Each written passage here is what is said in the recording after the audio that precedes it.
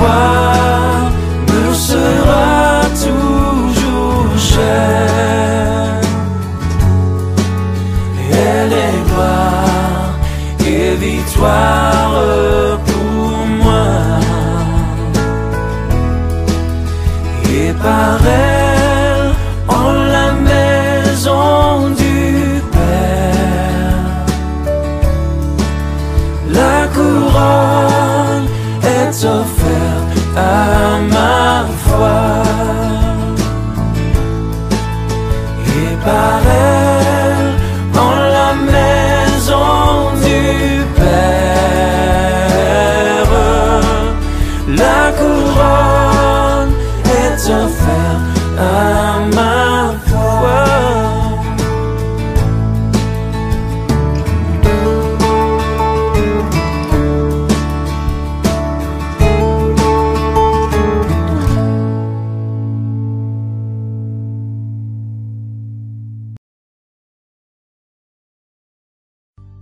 Reçois de moi le parfum qui t'est dû, la beauté de ton nom. Mon âme est perdue, je veux n'être qu'à toi. Jésus, je t'aime. Reçois du peu que je trouve à donner, tout l'amour que mes yeux n'ont pas su te montrer. Je veux n'être qu'à toi. Jésus, je t'aime. Rien n'est plus beau que ton nom, rien n'est plus saint que le sang du pardon. Je veux n'être qu'à toi, Jésus mon roi. Je ne veux rien que vouloir te louer, adorer ton saint nom et ta fidélité. Je veux n'être qu'à toi, Jésus, je t'aime. Je veux porter et laver à ta croix les pensées de mon cœur dans le cœur de tes voix. Je veux n'être qu'à toi, Jésus, je t'aime. Rien n'est plus beau que ton nom, rien n'est plus saint que le sang du pardon. Je veux n'être qu'à toi, Jésus mon roi.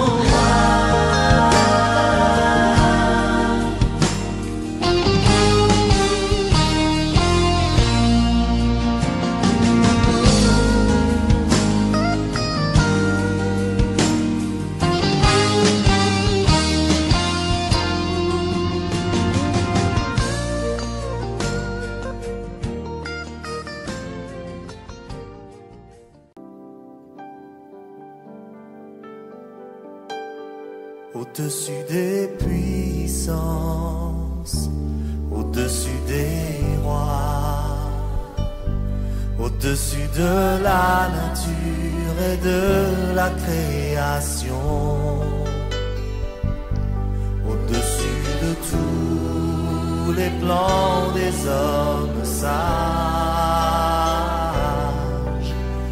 bien avant le monde tu existais. Au-dessus des royaumes, au-dessus des trônes, au-dessus des merveilles que ce monde a connues, par-dessus tous les trésors de la terre, rien ne peut mesurer ta valeur.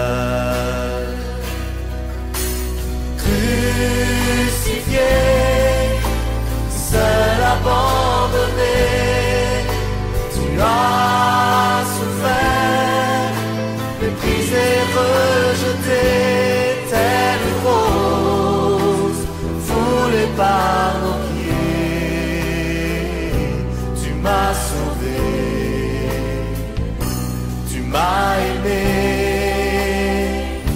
par-dessus tout.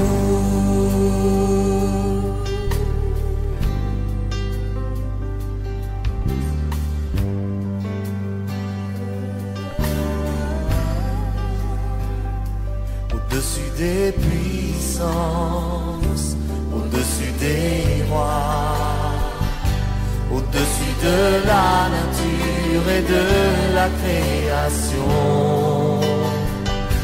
au-dessus de tous les plans des hommes sages, bien avant le monde tu existais,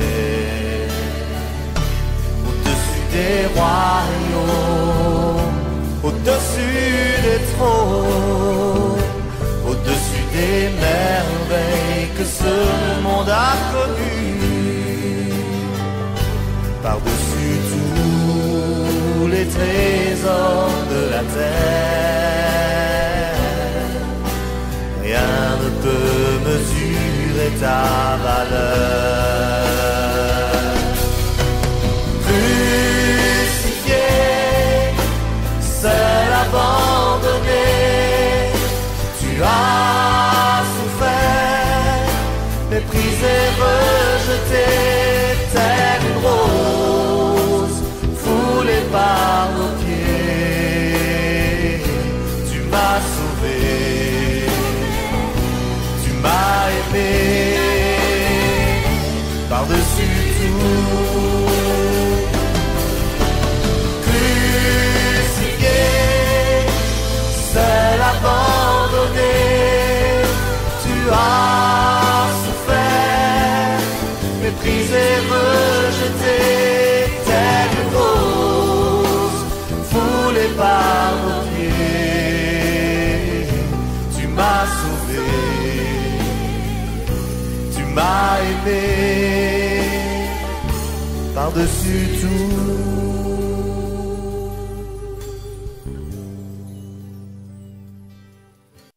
Sans plus tarder, nous allons nous lever pour la lecture de la parole.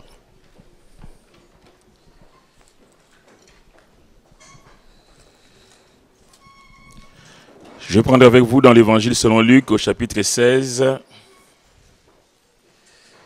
Luc chapitre 16.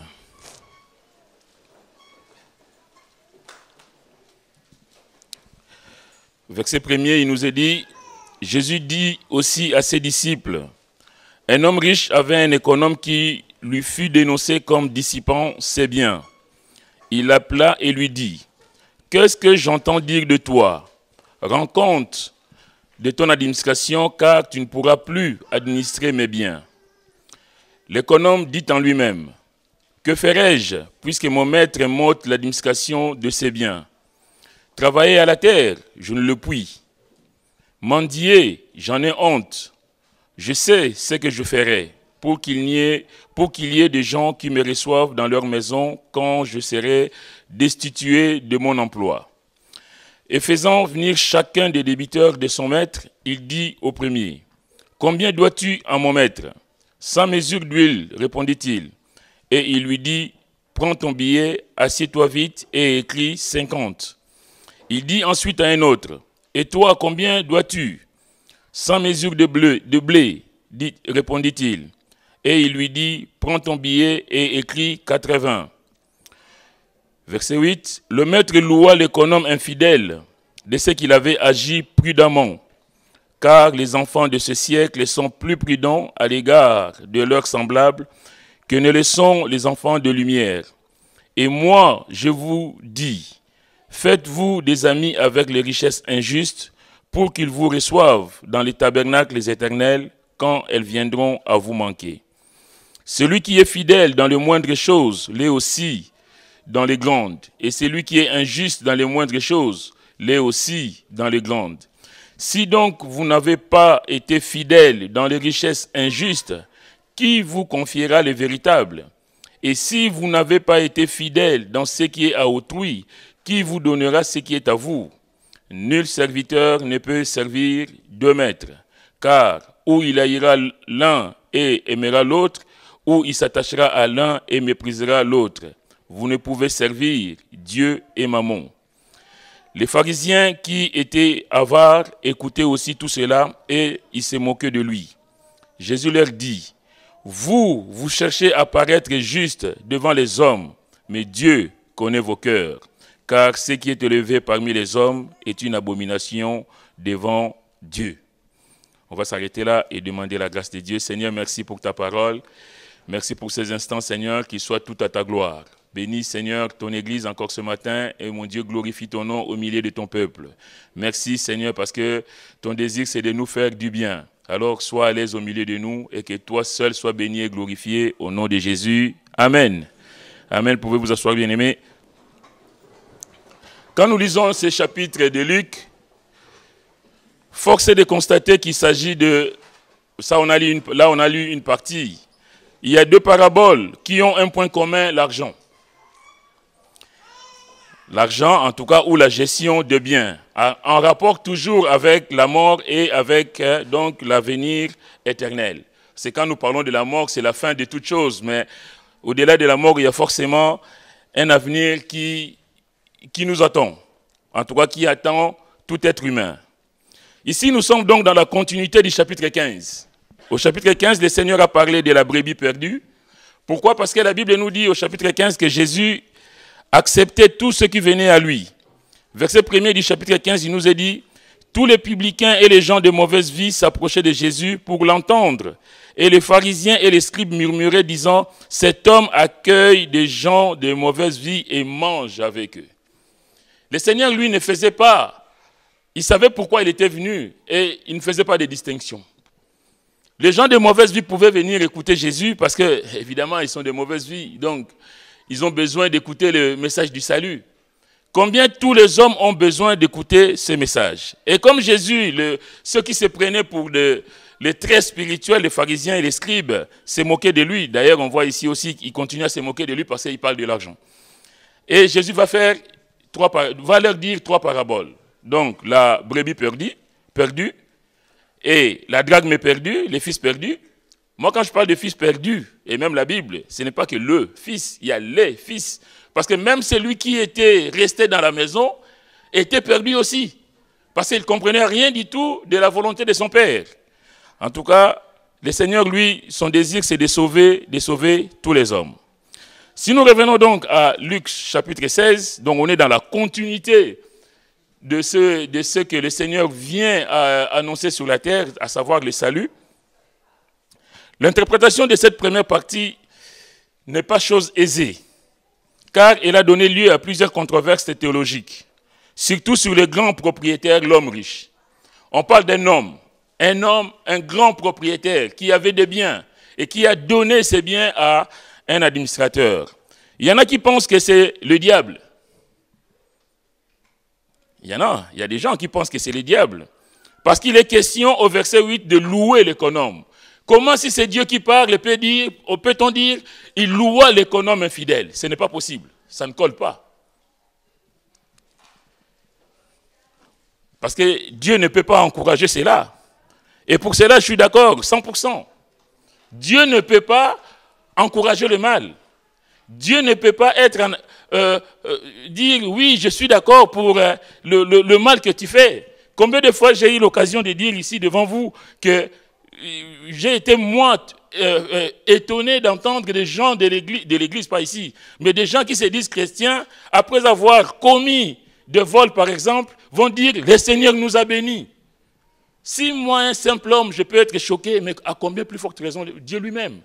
Parce que Dieu ne peut pas se retrouver, se reconnaître dans le péché. Ce n'est pas possible. Donc, il y en a qui pensent que c'est le diable parce que non, Dieu ne peut pas faire comme ça. Or, le ton indigné du propriétaire à l'égard du comportement de son intendant, et Jésus qui s'identifie à lui au verset 9, qui dit « Moi aussi je vous dis », nous laisse penser le contraire. Et aussi, il faut bien dire que le diable, lui, ne possède rien. Que nulle part, il est écrit que le diable dispose d'une quelconque richesse et qu'il peut mettre à la disposition de qui que ce soit. Dans la Bible, nulle part, il nous est dit en tout cas que le diable a une certaine richesse qu'il met à disposition de qui que ce soit. je laisse sur votre cœur cette interprétation, mais en tout cas, nous devons comprendre qu'il y a un message derrière ce que le Seigneur dit, parce que c'est lui qui le dit.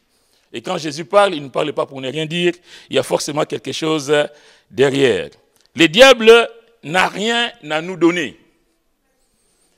Il n'a rien à donner au monde. La Bible nous dit que c'est un menteur, c'est un voleur, c'est un destructeur, c'est un diviseur. Il n'a aucune richesse. Le seul qui soit bon, le seul qui soit miséricordieux, compatissant, c'est Dieu lui-même. Le seul bon. Le seul dont la Bible dit que tout lui appartient, c'est le Seigneur. Alléluia. Dans Agé, au chapitre 2, verset 8, la Bible dit « L'or et l'argent sont à moi. L'argent est à moi, l'or est à moi, dit l'Éternel des armées. » Le psaume 24 nous dit, et l'apôtre Paul dans 1 Corinthiens, chapitre 10, verset 26 déclare « La terre et tout ce qu'elle renferme est au Seigneur. » À savoir que l'ennemi n'a rien sur la terre, sinon de s'aimer les désordres, de s'aimer la zizanie, de détruire. Dieu est le maître de toutes choses, alléluia. Dieu contrôle toutes choses, alléluia. Dans cette étude, le Seigneur s'adresse à ses disciples pour leur montrer comment les hommes de ce monde, devant une situation compromise, s'activent, déploient leur ingéniosité pour se tirer d'affaire. Les gens de ce monde sont malins, on va dire. Ils cherchent des combines pour sortir de situations difficiles. Ils ont des combines, ils sont persévérants dans ce qu'ils font, ils y croient. Mais le message de ce matin, c'est que le Seigneur nous dit, les enfants de lumière n'usent pas, ne profitent pas toujours des choses que Dieu a mises à leur disposition. Quel dommage. Les hommes de ce monde, quand ils sont confrontés à des situations difficiles, essaient de trouver des solutions. Et nous, Dieu a mis à notre disposition plein de choses, mais nous les négligeons. Quel dommage.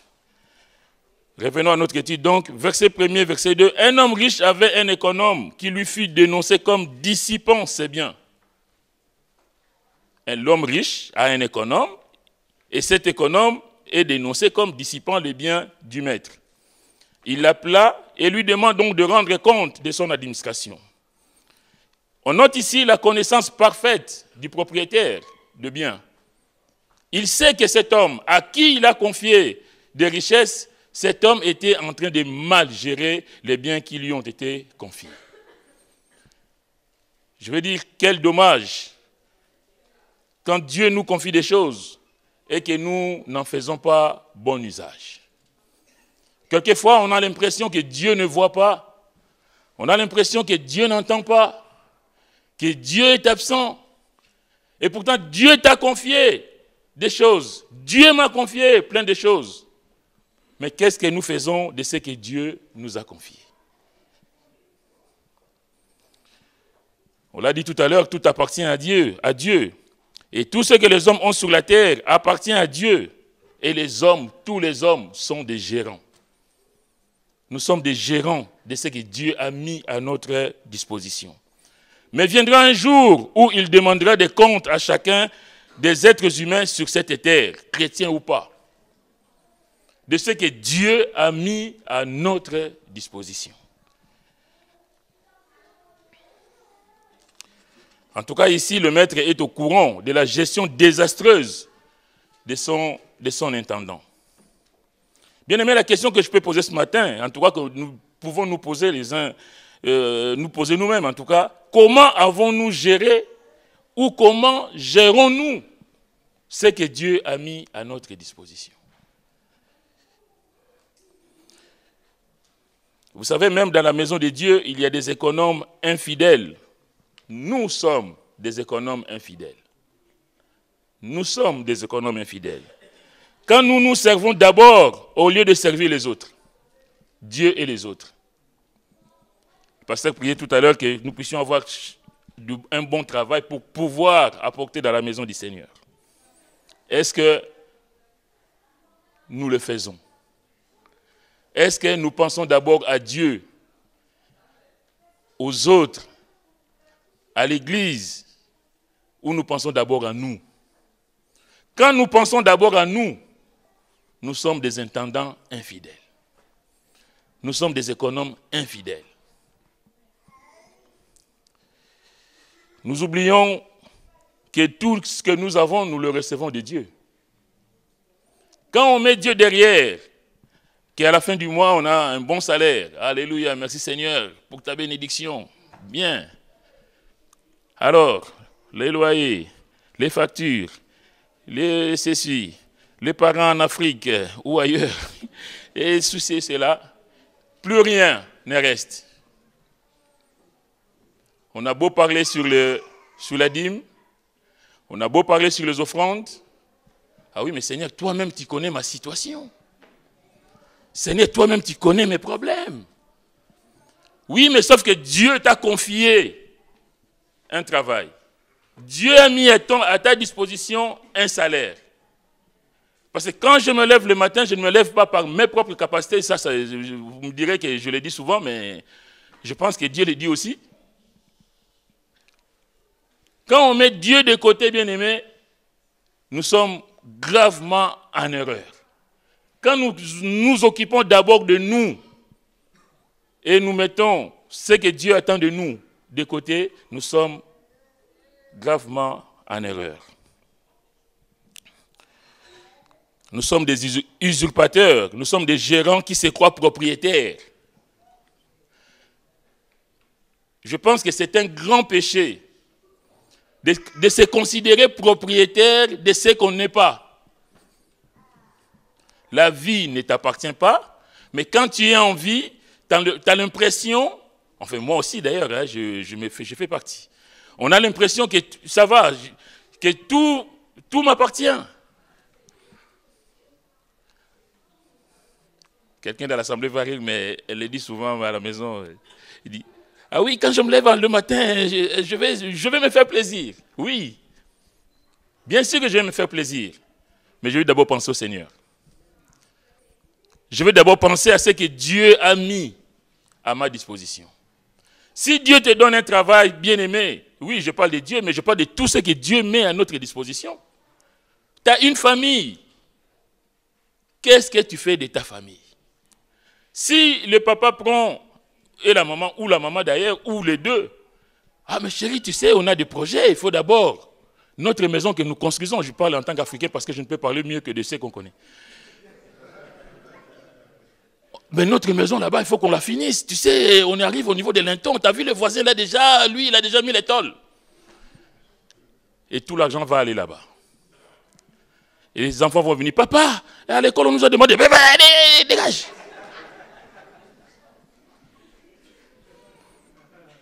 Un bon salaire, 2 salaires à la maison, mais la gestion est calamiteuse. Les enfants vont mourir de faim. Les enfants vont peut-être se vêtir en habit, je ne sais comment. On est à l'église, on est des chrétiens. Je vais penser à ma mère, ou à mon père, ou à ma famille que j'ai laissée au pays. Il y a un de mes neveux dont la femme disait, ah moi ma famille d'abord. Hein. Et mon neveu lui pose la question, mais quelle est ta famille? Ah oui, mais moi ma famille c'est mon père, ma mère. Et mon neveu lui pose la question, et les enfants là?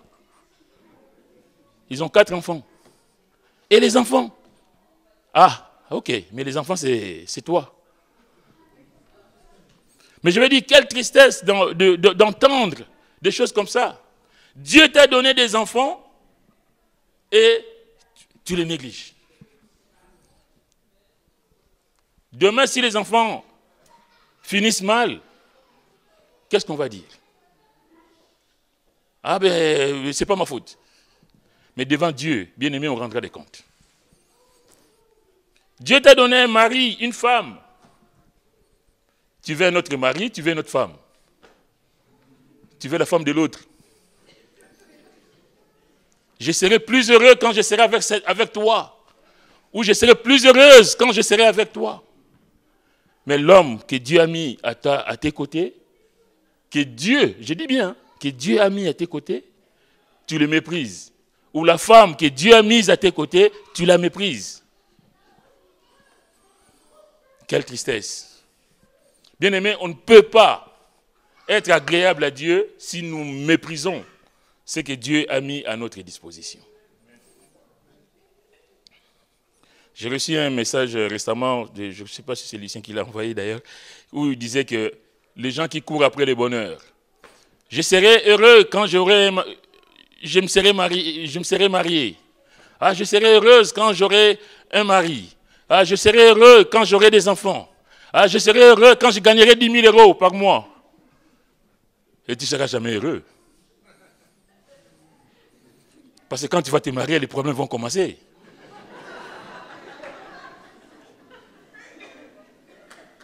Pire que quand tu étais chez papa et maman. Et quand tu vas commencer à gagner 10 000 euros, c'est là que tu vas voir que parce que tu vas avoir les yeux grands ouverts sur les belles voitures, sur des telles choses, et que tu vas te retrouver que 10 000 euros, ça ne suffit pas. Et mon expérience personnelle, je peux vous dire que j'ai eu plus de difficultés, je l'ai dit déjà à l'église, hein, j'ai eu plus de difficultés quand j'ai eu un CDI. Ah là là, je peux faire tous les crédits que je veux. Monsieur, apportez vos fiches de paye. Tant. Ah. Et puis crédit chez Kofinoga, crédit chez CTLM, crédit chez Intel, crédit chez Intel. Demain, surendettement à la Banque de France. On peut en rigoler, mais c'est des choses que les gens vivent. Pourtant, quand j'avais un petit salaire, avec mes papiers renouvelables,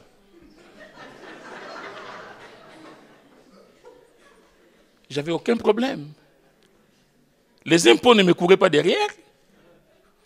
Aucune lettre recommandée ne venait à la maison. Monsieur Makazi, vous devez ça. Sinon, huissier dans 8 jours. Comme quoi, on s'est dit, pourtant, je me dis, ah là là, j'en ai marre de me lever tous les 3 mois, 6 mois pour aller renouveler ces papiers-là. Oui, mais quand maintenant Dieu te donne. Et puis toi, tu es en train de dissiper l'argent dans des crédits à gauche, à droite. Dieu ne peut pas être agréable avec toi.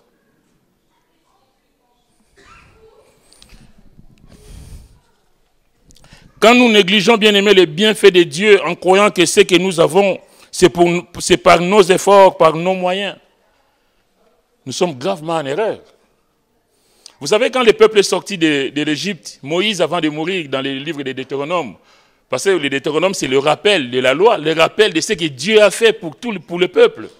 Et Moïse, un homme avisé, un homme sage, va dire au peuple dans Deutéronome chapitre 8, souviens-toi de l'Éternel. Chaque fois que tu vas manger, chaque fois que tu vas faire quoi que ce soit, ou bâtir des maisons, ou avoir une vie fantastique, souviens-toi, garde-toi d'oublier l'Éternel. Combien nous, enfants de Dieu, nous devons nous souvenir que Dieu d'abord, le reste après. Et si Dieu m'a donné une famille, je reviens toujours à cette notion de famille. C'est pour que je m'en occupe. Mais ça n'empêche pas de m'occuper de mes parents qui sont, par exemple, en Afrique. Mais ma priorité, c'est le Seigneur d'abord. C'est ma famille ici. Et puis, s'il me reste 100 euros, je peux envoyer à mon père, à ma mère en Afrique. Il n'y a pas de problème. Mais il y a même dans des familles, c'est encore plus triste. Moi, j'ai vu des familles qui se battent pour les allocations familiales. Et les enfants pour qui sont versées ces allocations n'ont rien. Parce que papa va construire, papa et maman vont voyager. Terrible. Que Dieu nous aide. En tout cas, la gestion fidèle des biens que Dieu nous donne consiste à servir d'abord Dieu en se conformant à sa volonté. Apporter les prémices de ses revenus fait partie de la volonté de Dieu. Pourquoi Dieu demandait au peuple d'Israël d'apporter les prémices de ce qui est premier, ce que j'ai en premier. Les premières pousses de mon champ là, c'est ce que j'apporte à Dieu. On n'offre pas à Dieu ce qui est chétif et méprisable comme Saoul l'avait fait. Seigneur, mes problèmes, mes projets derrière, toi d'abord. Parce que si je mets mes projets, mes programmes avant, Dieu sera forcément en arrière et Dieu n'aura rien.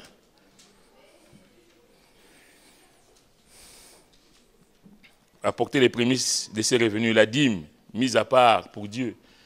Et il y a des églises où on ne veut pas entendre parler de la dîme, mais la Bible en parle, donc nous en parlons aussi.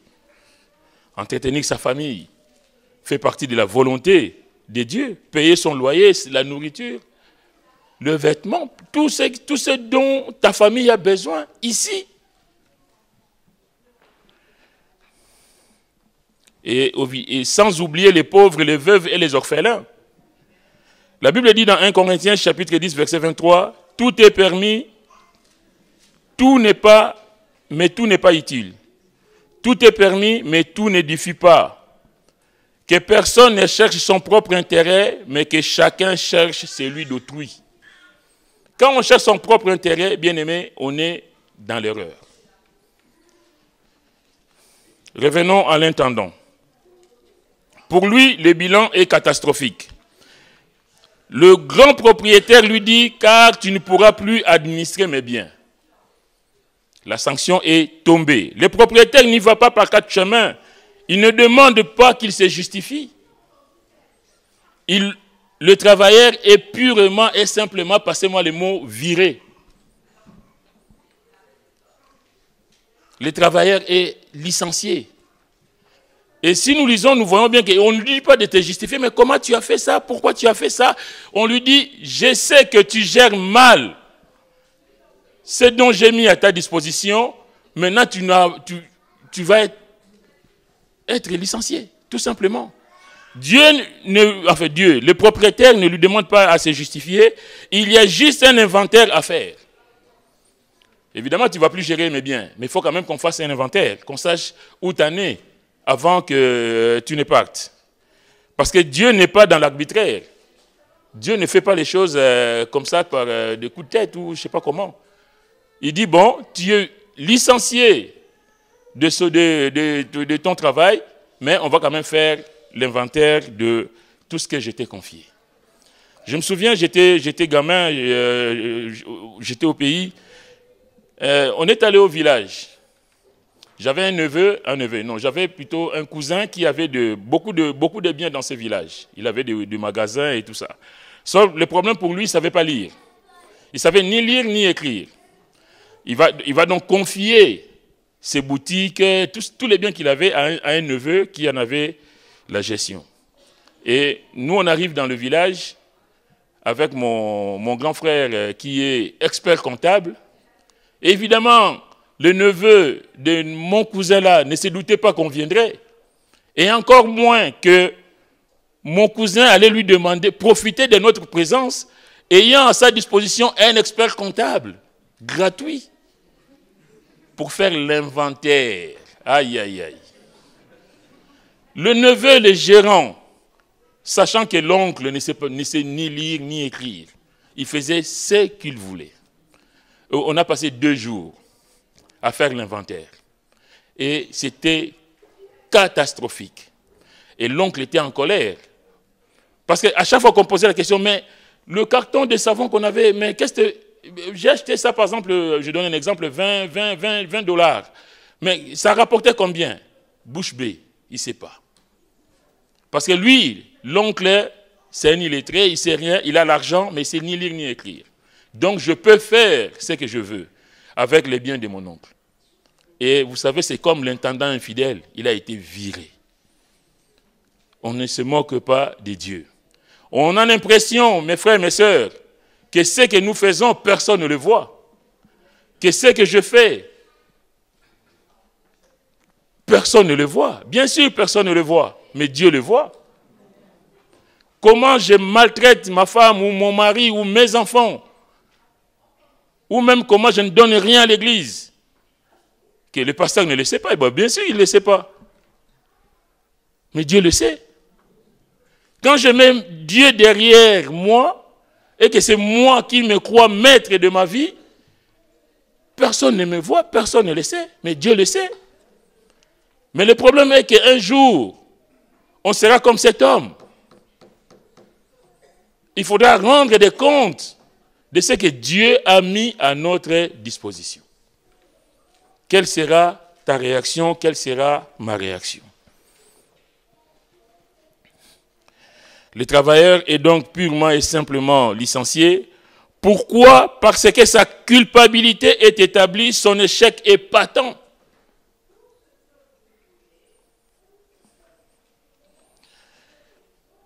La question, qu'as-tu fait depuis des années de ce que je t'ai confié? Qu'as-tu fait depuis des années? On ne parle pas de ce mois-ci, de l'année dernière, mais depuis tout le temps. Qu'as-tu fait des années depuis tout ce que je t'ai donné depuis des années? Semble lui dire le propriétaire. Nous aussi, Dieu nous a confié des trésors, d'énormes richesses. Qu'est-ce que nous en faisons? Les matérialistes penseront toujours à l'argent, mais la vie, je reviens à ce que je disais tout à l'heure, mais la vie, les souffles de Dieu, qu'est-ce que nous en faisons? Dieu ne me donne pas la vie pour aller passer des nuits blanches dans des discothèques. Dieu me donne la vie pour le louer, pour l'adorer. Alléluia. Mais qu'est-ce que je fais de la vie que Dieu me donne? Je parlais du mari, je parlais de l'épouse, je parlais des enfants. Je parlais du travail, la famille. Ce sont des bénédictions que Dieu nous donne. Et même les amis que Dieu nous met à nos côtés. Et l'église où nous sommes, c'est une bénédiction.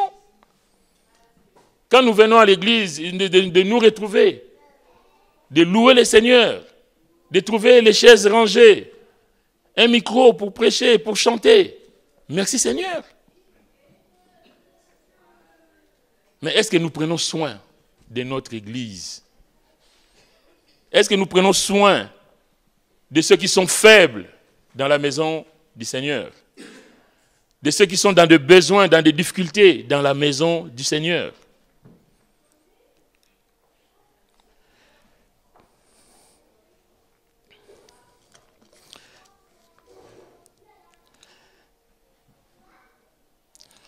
En tout cas, est-ce que nous en prenons soin comme Dieu le souhaite, comme Dieu le veut? Tous les hommes sont concernés, parce que vous pouvez même vous-même développer différents domaines. Hein. En tout cas, tous les hommes sont concernés, car tous sont concernés par le péché. Quand nous ne marchons pas en harmonie, en accord avec Dieu, bien-aimés, nous sommes forcément en désaccord avec Dieu et nous sommes dans le péché. Tous les hommes rendront compte à Dieu de ce qu'ils ont fait ou pas fait sur la terre. Tous les hommes. Pas seulement nous les chrétiens, mais tous les hommes. J'étais particulièrement touché il y a 15 jours et puis il y a quelques jours. Je vis des vidéos qui circulaient sur les réseaux sociaux où on brûlait des chrétiens. Je ne sais pas s'il y en a qui l'ont vu. J'ai vu une jeune fille parce qu'elle a été dans une église. Ça, c'était en Asie, je crois, du côté de l'Inde. Et elle a été mise à mort, tout simplement parce qu'elle a été dans une église. Le problème, c'est que personne n'en parle. Ça ne passe pas dans les médias. Personne ne dit un mot sur ça. On voit la petite, elle devait avoir 15-17 ans. Et à un moment, elle dit stop, stop, parce qu'on était en train de la tabasser. Et puis, on va mettre le feu sur elle. J'en ai pleuré.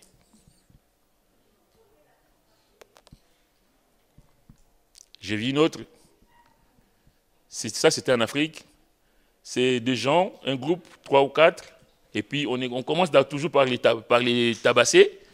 Après, on prend les branchages, on les met debout. Ils sont là en train d'essayer de se défendre. Et puis le feu. Terrible. Mais tous les hommes rendront compte de ce qu'ils ont fait ou pas fait devant Dieu. Et ça ne peut pas... Moi, j'ai répondu à la personne qui a envoyé, j'ai dit, pour quel crime? Pour quel crime? Mais ces gens-là rendront des comptes devant les seigneurs.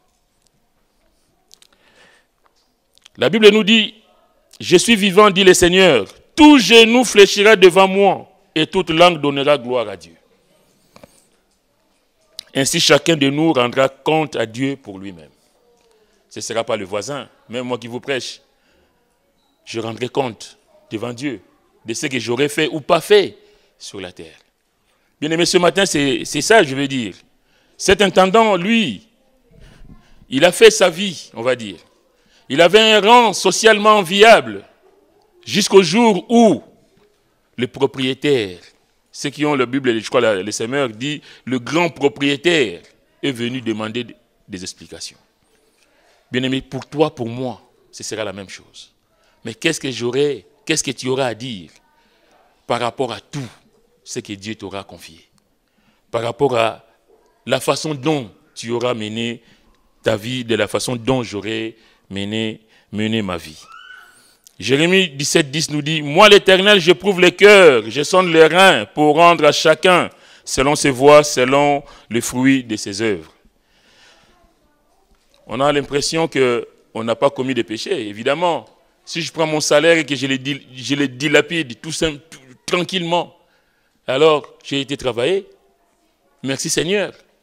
Mais sauf que tu n'as pas fait ce que Dieu attend de toi par rapport à ce que tu as gagné. Et ça, c'est terrible. Tout homme est entièrement dépendant de Dieu. Tout homme, chrétien ou pas chrétien. Tous les hommes sont dépendants de Dieu parce que la vie vient de lui. Quand il pleut, quand on a le soleil, quand on a l'eau, quand tout ce qu'on a, tout vient de Dieu. Tout homme sur cette terre dépend de Dieu. Mais souvent, on oublie et on se prend pour quelque chose. Quand la Bible nous qualifie l'homme, l'être humain, de souffle, vanité de vanité, tout est vanité. Vous savez, vanité, c'est ce qui disparaît. En anglais, to vanish. C'est un souffle qui disparaît. Tout passe.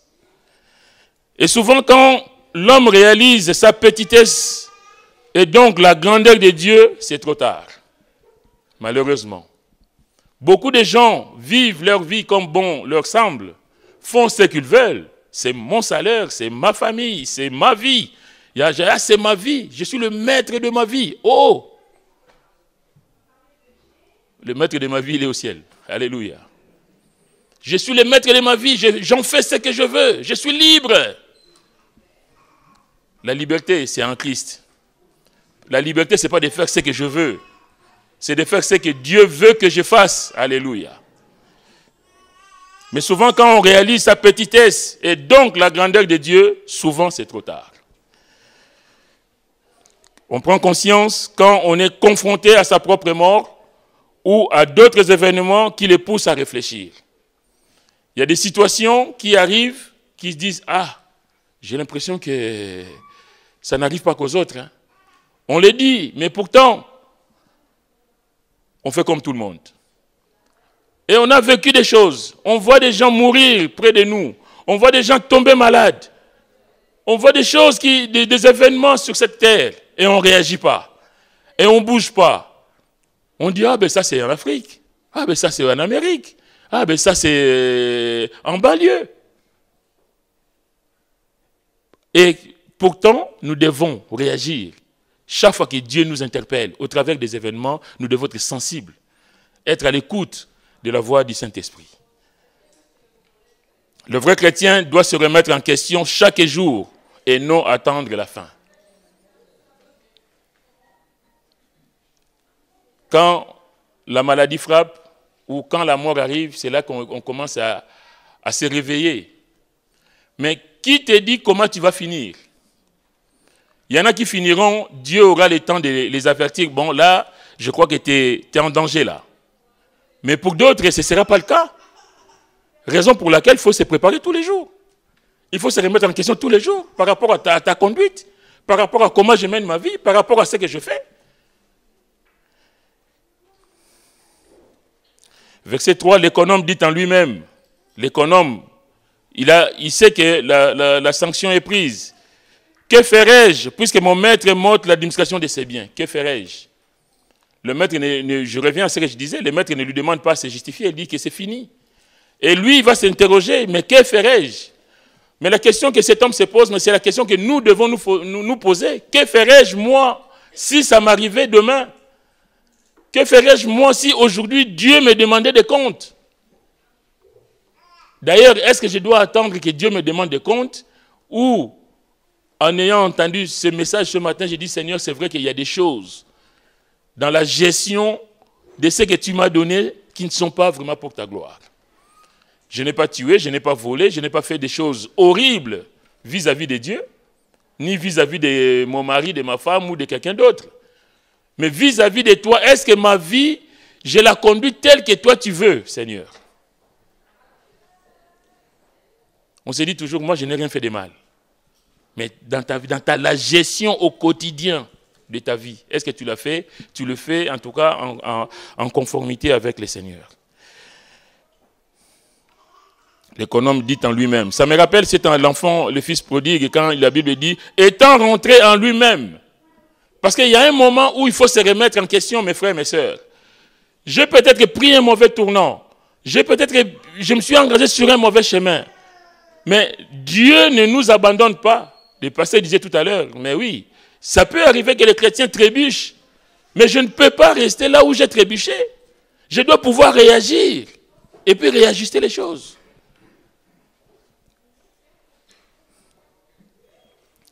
Combien nous avons tous besoin, à un moment donné, de prendre conscience de notre état.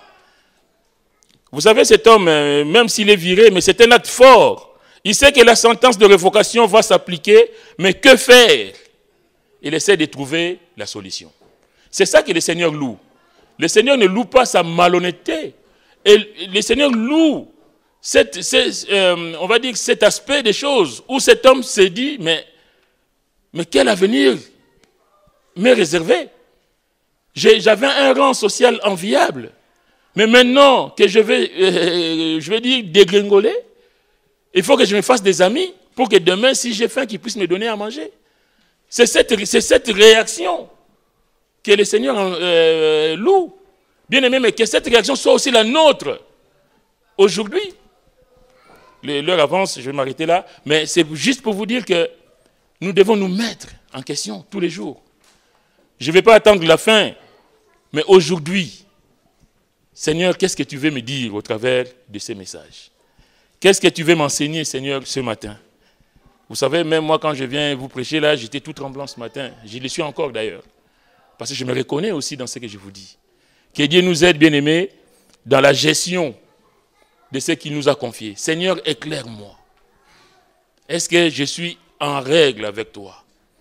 Quand nous parlons ici de la Sainte Seine, le fait d'être en règle, on pense que je n'ai insulté personne, je n'ai critiqué personne, je n'ai rien dit de personne. Mais dans les détails de ta vie, est-ce que tu fais attention pour plaire au Seigneur?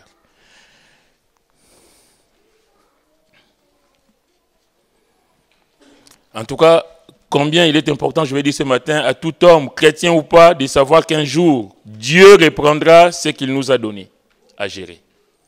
Parce que tout lui appartient. La terre lui appartient, les richesses lui appartiennent, l'argent lui appartient, tout lui appartient. Mais un jour, Dieu nous demandera des comptes, à commencer par le souffle de vie. Quand le moment va venir, mon frère, ma soeur, quelle sera ta réaction? Mais aujourd'hui, si nous entendons sa voix, n'endurcissons pas nos cœurs, que Dieu vous bénisse. Je laisse la place au pasteur.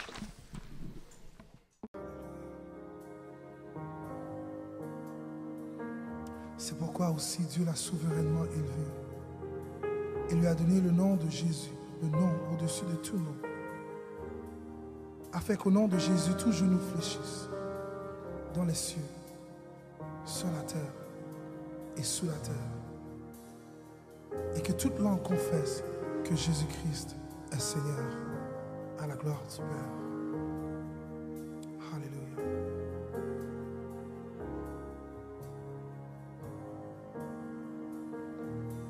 Il y a puissance dans le nom de Jésus. Il y a puissance dans le nom de Jésus. Il y a puissance dans le nom de Jésus. Pour briser les chaînes, pour briser les chaînes, pour briser les chaînes, pour briser les chaînes, pour briser les chaînes, pour briser les chaînes. Il y a puissance dans nom de Jésus. Il y a puissance. Il y a puissance dans le nom de Jésus. Il y a puissance. Il y a puissance dans le nom de Jésus. Briser les chaînes. Pour briser les chaînes, pour briser les chaînes, pour briser les chaînes. Briser les chaînes. Briser les chaînes, pour briser les chaînes, pour briser les chaînes. Il y a puissance. Il y a puissance dans le nom de Jésus. Il y a puissance dans le nom de Jésus. Il y a puissance. Il y a puissance dans le nom de Jésus. Briser les chaînes. Briser les chaînes, pour briser les chaînes, pour briser les chaînes. Pour briser les chaînes, Pour briser les chaînes, pour briser les chaînes. Il y a puissance, il y a puissance dans le nom de Jésus. Oh, oh, Il y a puissance dans le nom de Jésus. dans le nom de Jésus. Il y a puissance dans le nom de Jésus. Briser les chaînes. Briser les chaînes, pour briser les chaînes, pour briser les chaînes. Briser les chaînes.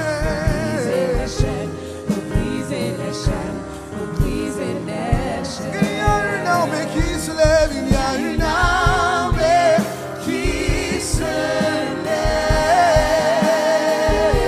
Il y a une armée Qui se lève. Il y a une armée qui se lève. Pour briser les chaînes. pour briser les chaînes, pour Briser les chaînes. briser les chaînes, pour briser les chaînes, pour Briser les les chaînes. Il y a une armée qui se Il y a une armée qui se lève. lève. Où que tu sois, lève-toi, yeah. Armée Qui se lève. une armée Qui se lève. Pour briser les chaînes. Briser les chaînes. briser les Alléluia, tout pour briser les chaînes, yeah. chaînes, pour briser les chaînes, pour briser les chaînes. J'entends les chaînes tomber. J'entends les chaînes tomber. J'entends les chaînes tomber. Au nom de Jésus, j'entends les chaînes. J'entends les chaînes tomber. Les chaînes sont brisées par ce nom, yeah. J'entends les chaînes tomber. Ta délivrance est dans le nom. J'entends les chaînes. J'entends les chaînes tomber. Les chaînes sont brisées au nom de Jésus, yeah. J'entends les chaînes tomber. Tes chaînes sont tombées, yeah. J'entends les chaînes. J'entends les chaînes Alléluia. J'entends les chaînes tomber, yeah. J'entends les chaînes tomber. Il y a puissance, il y a Il y a puissance. puissance dans le nom de Jésus. Au nom de Jésus, yeah. Il y a puissance. Dans le nom de Jésus. Alléluia, il y a Il y a puissance. puissance dans le nom de Jésus. Pour briser les chaînes. Pour briser les chaînes, pour briser les Si tu le crois, chante avec moi pour briser les chaînes, yeah. chaînes, pour briser les chaînes. Maintenant, si tu fais partie de l'armée du roi des rois, il y a une armée, yeah. Qui Se lève. Il y a une armée qui se lève. L'armée qui se lève. Se lève pour le roi des rois, yeah. Il y a une armée qui se lève. Briser les chaînes, Pour briser les chaînes. briser les chaînes.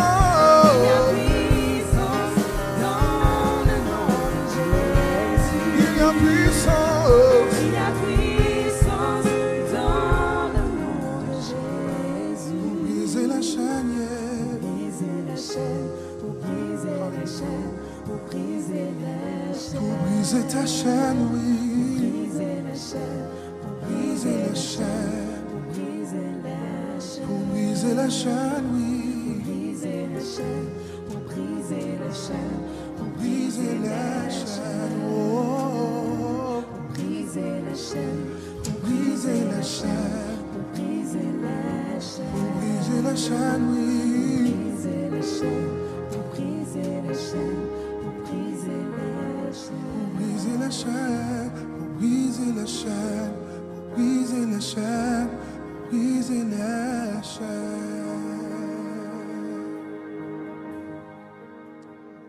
Fermons les yeux et nous allons demander la grâce de Dieu et tout remettre encore entre ses mains. Seigneur éternel, notre Dieu, notre roi, nous te sommes reconnaissants pour ce moment passé devant ta face, Seigneur. Nous prions, Seigneur, que vraiment tu puisses vraiment, Seigneur, interpeller chacun de nous, Seigneur mon Dieu, que celui qui avait une vie, Seigneur, loin de toi, Seigneur, qu'il puisse revenir, Seigneur, là où il a commencé avec toi, Seigneur. Tu connais ceux qui sont malades dans leur corps, Seigneur mon Dieu. Je prie, Seigneur, que tu puisses là aussi les guérir, que tu puisses vraiment, Seigneur, faire ton œuvre dans chacune de nos vies. Nous n'avons que toi, Seigneur, nous ne comptons que sur toi, pas sur quelqu'un d'autre. Béni sois-tu, Seigneur, et merci de bénir mon frère, ma soeur. Merci pour ta grâce infinie. Merci, Père, au nom de Jésus. Si tu es là, bien-aimé, et que tu ne connais pas Jésus, tu ne l'as pas encore accepté comme Seigneur et Sauveur, je vais prier pour toi afin que tu l'acceptes comme Seigneur et Sauveur.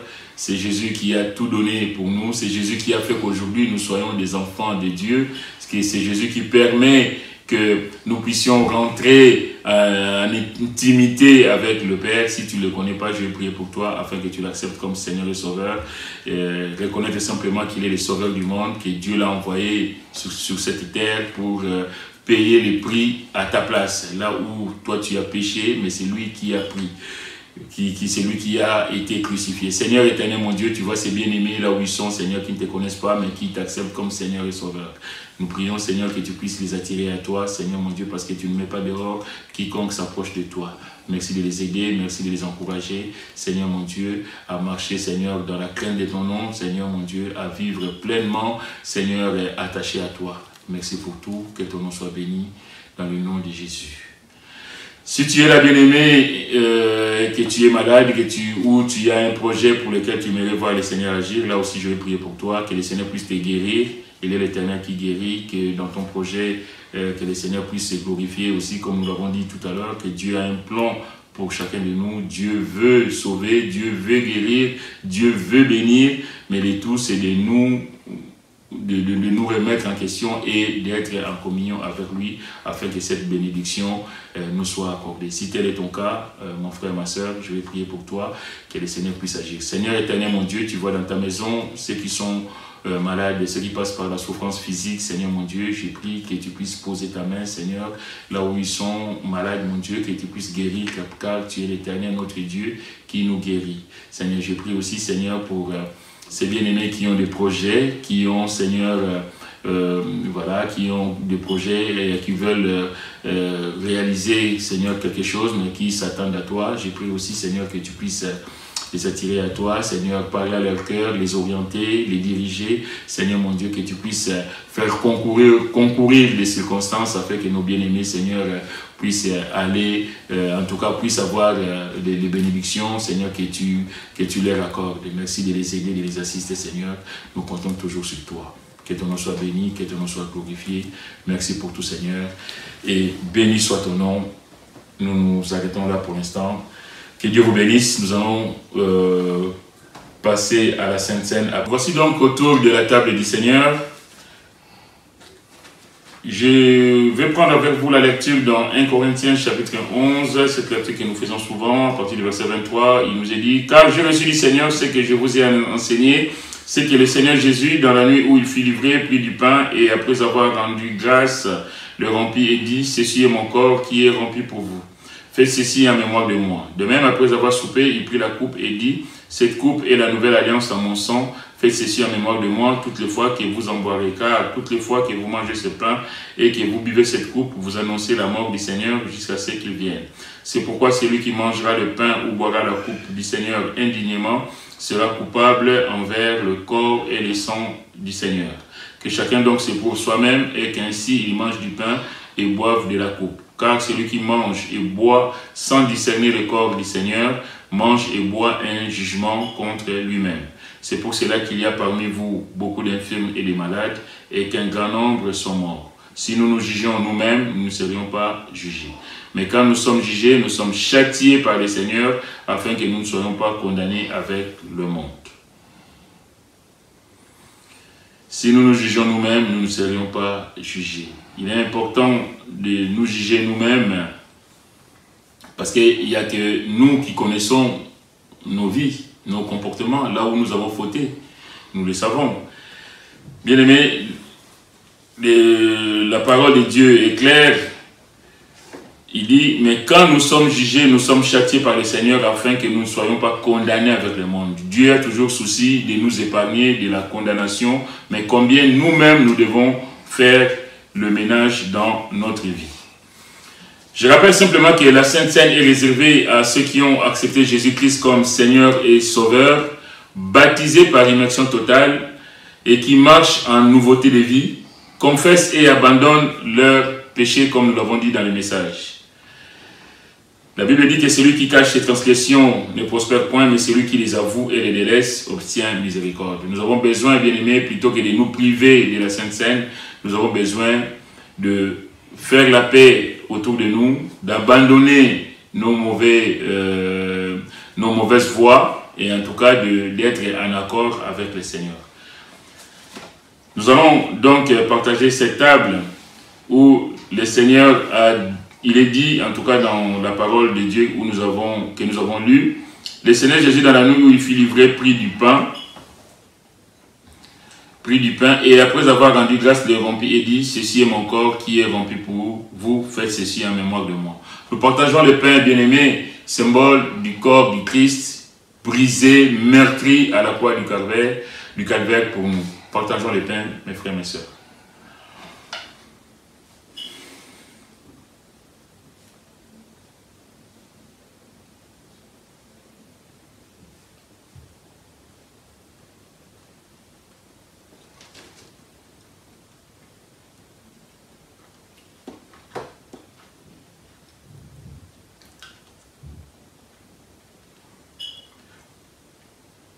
Verset 25. De même, après avoir soupé, il prit la coupe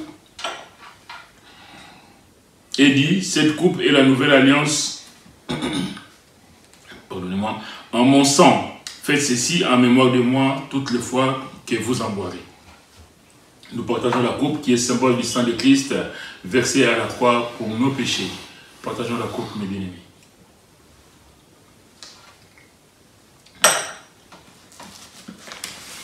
Remercions le Seigneur pour cette œuvre magnifique accomplie à la croix du Calvaire, chose que personne ne pouvait faire pour nous, mais lui, le Dieu de grâce, il est descendu pour nous préparer une place au ciel. Bien-aimés, prions, remercions le Seigneur. Seigneur éternel, notre Dieu, nous te bénissons et nous te rendons grâce pour cette œuvre que tu as accomplie à la croix du Calvaire, où ton sang a coulé, où ton corps a été brisé. Seigneur, et tout cela, tu l'as fait par amour pour nous. Car ta parole nous dit que Dieu a tant aimé le monde qu'il a donné son Fils afin que quiconque croit en lui ne périsse point, mais qu'il ait la vie éternelle. Nous croyons à la vie éternelle au travers de l'œuvre que tu as accomplie à la croix pour chacun de nous. Que ton nom soit béni, Seigneur, et encore merci. Merci pour tout, Seigneur. Sois béni à jamais. Que chacun, là où vous êtes, puisse remercier le Seigneur. Nous arrivons à la fin de notre culte. Nous allons clôturer par la prière et laisser la semaine entre les mains du Seigneur. Seigneur, notre Dieu, notre Père, nous bénissons ton nom, Seigneur. Nous sommes reconnaissants pour l'occasion que tu nous as donnée d'être à l'écoute de ta parole. Combien nous voulons serrer ta parole dans nos cœurs, Seigneur, afin de ne point pécher contre toi. Bénis mon frère, bénis ma soeur, Seigneur. Accorde-nous de passer une merveilleuse semaine, Seigneur, sous ton regard béni. Merci parce que tu connais les projets que tu as, Seigneur, pour chacun de nous. Tu connais, Seigneur, les vies, nos vies. Seigneur, nous prions, Seigneur, que là aussi, que tu puisses passer dans nos vies, que tu puisses en tout cas agir avec force, avec puissance, Seigneur mon Dieu, que nos vies, Seigneur, soient des vies bénies, Seigneur, que notre quotidien soit des quotidiens bénis, Seigneur mon Dieu. Je laisse mon frère, ma soeur entre tes mains. Prions, Seigneur, que tu puisses te glorifier pleinement dans chacune de nos vies. Seigneur, que ta joie, que ta paix, Seigneur, que ta bénédiction soit le partage de chacun. Merci pour tout, Seigneur. Sois béni, car tu en es digne. Au nom de Jésus. Amen. Je n'ai pas à rougir, je n'ai pas honte de l'évangile. Je sais en qui j'ai cru, et j'ai la ferme conviction qu'il me garde jusqu'au grand jour. Je sais qu'il m'a secouru, son sang a couvert mes fautes. Je le crois, oui je crois. Il a enlevé ma honte, je suis béni en son nom. Je le crois, oui je crois.